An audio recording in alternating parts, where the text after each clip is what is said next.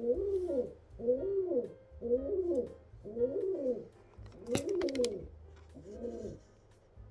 what are you doing? This is my life now. With the pigeon. But alright, hello everyone. Today I want to talk to you guys about some, I guess, beginner slash in the broom closet tools that you can use if you are a starting Christian witch. So, for very understandable reasons, a lot of people are not comfortable being out and about with their craft, whether it's because they live with people who wouldn't be okay with it, like, say, I don't know, parents or roommates, whether they are, you know, just unsure of the reactions they get from the people around them and don't want to really put that out there right now, whether they live in an area that is not exactly open to different understandings and expressions of faith. No matter what the reason is, there are plenty of reasons that people just aren't open about their craft and would rather it be a very private thing that they do just for themselves and not for the public eye. And that is more than understandable. So, and on top of that, obviously not everyone has access to their own entire house or even their own room in a secure way, right? Maybe you live in a place where people come in and out of even just your room. Maybe you live with roommates, and again, like, you know, maybe it's a dorm, maybe it's a roommate situation where people are going to be coming into common areas like a living room, like a kitchen, where you can't really do a lot of stuff. But even with all that said, if you want to get into Christian witchcraft, I need you to ask a very silly but necessary question, which is, would it be worse if people knew you were a witch, or if they knew that you were Catholic? A lot of the tools I'm going to show you guys, they can be found in Catholicism.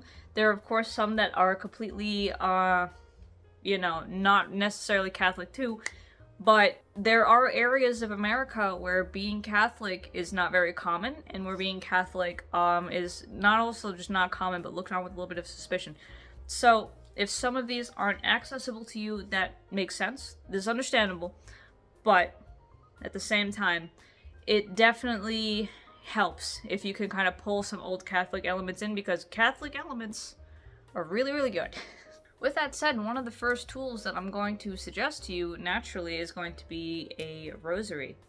Rosaries are amazing. They really are very cool. They have a lot of different ones, right? This is a fully wooden one, wood and like kind of like rope, I guess. I have others that are like made out of crystals, like purple lace agate. I have ones that are regular plastic beads. I have one that are wooden beads carved like a ladybug, you know, so on and so forth. There are many different kinds, and these are fantastic because they are specifically something that I guess is designed for like praying for intercession from Mary, yes, but you can do all kinds of different prayers because at their core, what each of these beads are is prayer counters. So you say a prayer, you move on, you hold the next bead, you move on, you hold the next bead, so on, and you just kind of repeat those prayers all the way down till you get something like here, and then it's a different prayer, and then you keep on going, right?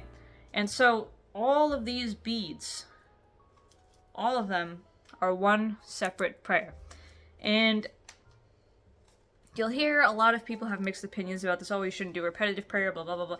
The thing is, right, this is a meditation tool. This isn't necessarily something that's going to like super amp your witchcraft.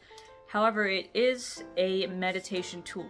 Because when you are, you know, locked in those prayers and you're saying like Our Father or the Hail Mary or Glory Be or anything else, it just slows down your mind, right? Because rather than trying to rush through and get it all said, really taking your time with each one, really saying each word with intention, and then as you get to these, reflecting on certain mysteries, the sorrowful mysteries, the joyful mysteries, they can help you get in the zone for doing some more serious spell work, other kind of, you know, work with God specifically, with your angels, anything else like that.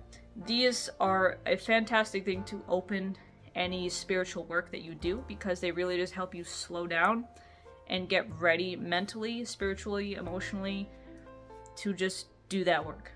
And they also are protective. I mean, a lot of times, right, when you see the Exorcist movies and anything else, there's always that kind of rosary going on. I know that, like, my mom put this rosary in my bag when I was going on a trip because it's just a protective emblem, right? I mean, it's got Jesus right on it. So, because of that, right, because it's got Jesus, because it's got, like, angels and all that stuff on it, this is a symbol of protection as well. They're holy items. So, I mean, a lot of people say you shouldn't wear them, but I say if wearing them helps, do so. I have this hanging in my car sometimes. Do that, right? And this is then a very powerful exorcism and banishment tool as well, because it gets all the evil right out. You can honestly kind of flip it around almost like a whip too. So that's helpful to understand. The next thing, if you can get it, is holy water. Now, you can make this yourself. There are certain ways to make it holy water. You gotta say certain blessings over it, and you know, kind of literally ask God to sanctify the water. Has to have a certain amount of salt in it. For some recipes, other ones don't have salt. There are many different ways. I'm sure you could find out how, but the easiest way, especially if you live in a Catholic area, like I do, is to literally just go to the church, like go to a Catholic church, hand them a bottle, say, "Can I have some holy water?" And the priest will be like, "Yeah, go fill your bottle at the tap over there." And that's all you gotta do. That's it. So, this is holy water that I made out of snow melt from Imbolc. Imbolc, or Candlemas really, Candlemas being that festival with Mary, which lines up with Imbolc a lot. But this was from that. I also do have some that I got from a Catholic church in my area. That one, it was like, the priest was like, "Oh, we haven't blessed the water yet, but just grab, you know, a couple bottles and I'll bless it for you right now." And that was the fastest holy water blessing I've ever seen. Dude, like, speed ran that blessing. It was amazing. But holy water is great because, like holy salt, like holy oil, and anything else, you can kind of flick this around on spaces to sanctify them. You can also, you know, get rid of some really nasty energy with this. You can cleanse things with this. Just keep in mind that not all items are good to cleanse with water.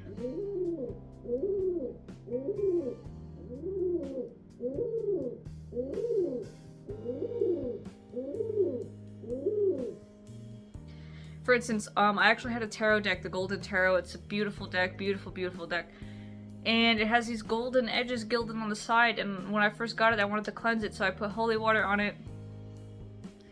And the gilding kind of came off on the sides. It's still sort of there, but like it damaged it. So there are also crystals that, if you do have access to crystals, are very, very not good to put in water. Selenite, malachite. There are crystals that will become toxic if you put them in water. Do not do that. If you need to cleanse something, there are so many ways to do it that don't involve something like water or something like smoke if you can't have incense either. Sound cleansing with silver bells, I mean, like, just putting something in the freezer, the cold will kind of sap out anything out of it.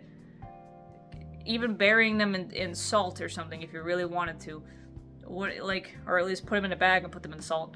That can help too. Just don't put stuff directly on the crystals. Don't do things that will damage them. Another fantastic tool for Christian witches who are in the broom closet is things that are edible, right? This is why I'm always toting about kitchen witchcraft, because kitchen witchcraft is such an insane broom closet move. It's amazing, right? If you're cooking, you're already using a lot of herbs and spices that are going to show up in spell work. You're using basil, you're using oregano, you're using cinnamon and ginger and turmeric and pepper and salt, and you're using all these different foods too, right? Peppers and tomatoes and onions and all these other kinds of things that have very magical properties of banishment, protection, psychic power, luck, divination, love. You name it, there is an herb for it. Of course, there are some people who are in dorms and they can't cook that much or that often. Even then, I mean, if you pick up something from the store and it has like a real food ingredient that came out of the ground in it, even if it's just like corn or like tomatoes from tomato sauce, I mean, you could do kitchen witchcraft on a Little Caesars pizza. You could. I'm just saying, you could do that. It'd start mixing chaos magic, I feel like, at that point. But there's wheat in the crust, there's tomato in the sauce, there is dairy in the cheese, and the meat itself, you know, certain animals like pork, whatever the pepperoni's made out of, they have their own attributes. Use this information wisely. Also things like tea, right? Bagged tea that you can just get from, you know, any store near you, like there's literally like Bigelow boxes of tea. That's also really good because you can get certain flavors, right? You can get chamomile tea, you can get lavender, stuff like that. No one will think twice if you have a box of tea in your cupboard. But another thing, and this is really important for Christian witches, is candles. Candles are massive, especially for like Catholics, but just in general, candles are a big one, and candle magic and other things like that. And now, you might be thinking, okay, but I can't really, you know, hide candles that well, especially if they're obvious like white tapers. To which I say, if you are able, no one's gonna notice if you get a nice, like, actual decor candle, right? This is Autumn's Welcome, if I smell it.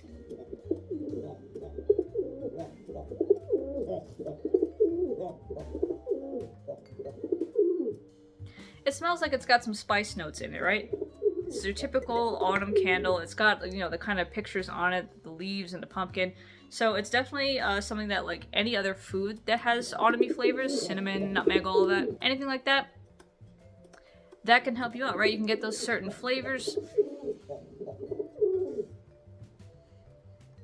You can get the certain scents like lavender, you can get like chamomile, vanilla, other things like that. And if you can't have real candles, even getting different colors of electronic candles will be really helpful. There's no reason that fire made out of electricity is any different from the fire itself, right? I mean, this is a weird segue, but I mean, to think about Avatar: The Last Airbender, fire bending becomes lightning bending. Fire and lightning, they're the same general thing. If anything, I think of lightning as just more refined fire. So if you have an electronic candle, that's fine. Use that. And one of the best tools I think you're ever going to have, especially for quick on the go, that nobody is going to question you for, and I mean literally nobody, is one of these. Little tiny pocket Bible. In this Bible is the entire New Testament, all of Psalms, and all of Proverbs. The New Testament kind of basically shows you a lot about, you know, what the apostles were doing, what Jesus was doing, that you can kind of glean some magical inspiration out of, you know, like with Jesus healing people, certain ways that he does that in the Gospels are apparent. Just the messages he said himself can be used in spell work. And of course then after that, Psalms and Proverbs, that is cantrip material. And if you know what a cantrip is, then you know that cantrips are so helpful precisely because they are meant to have no tools, no nothing, just a short spoken spell, and then off it goes. That's all a cantrip is, a short spoken spell. And it's literally like these tiny, tiny, tiny little pages with this very tiny little print. But if you know the Psalms that you want to use for a spell, you can literally carry this in your purse, in your pocket, wherever you want, and just whip it out, read one of these off, bang. That's a cantrip. These are so incredibly helpful, and I'm so excited that I got my hands on these. I was thinking about getting one of these for so long, just for one of the students in my college, in my school that I work at, to say, hey, people were handing these out on the quad. I don't want it. Do you want it? And I'm looking at them like, you know you're giving away a spell book for free, right? This is a spell book. You know that, right? But hell yeah, I took it. If someone else, one man's weird quad missionary garbage is another witch's very valuable treasure. Okay? So these are actually like little Gideon like pocket Bible things, so if you wanted to grab one, very easy.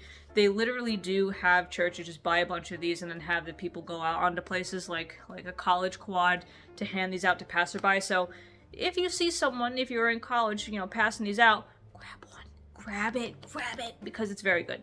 It's very, very good. Or you could just pick one up yourself. They're very cheap. They're like super, super cheap. BG. What?